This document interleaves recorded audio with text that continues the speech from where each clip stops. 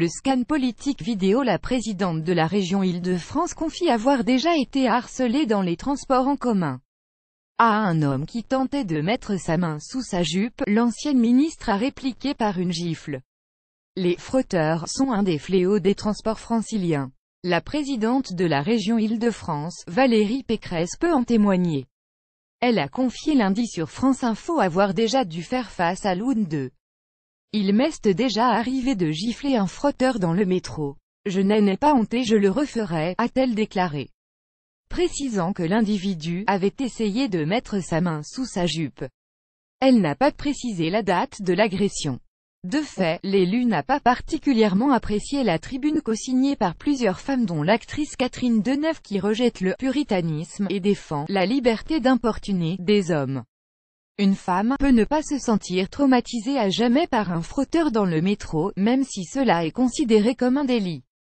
Elle peut même l'envisager comme l'expression d'une grande misère sexuelle, voire comme un non-événement, était-il notamment écrit dans le texte publié mercredi dernier dans Le Monde.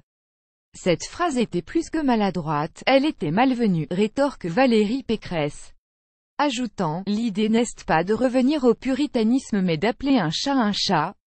Beaucoup de femmes se sentent en insécurité dans les transports, salies et humiliées par ces gestes profondément déplacés de ces hommes qui se frottent contre elles. Graduer les situations, ce n'est pas déclencher la guerre des sexes, et de défendre la campagne d'alerte, lancée en octobre dernier dans la région Île-de-France contre les frotteurs pour briser l'omerta. Les hommes doivent apprendre à respecter les femmes, plaide Valérie Pécresse qui vise notamment les adolescents et défend de vraies amendes contre les comportements déplacés.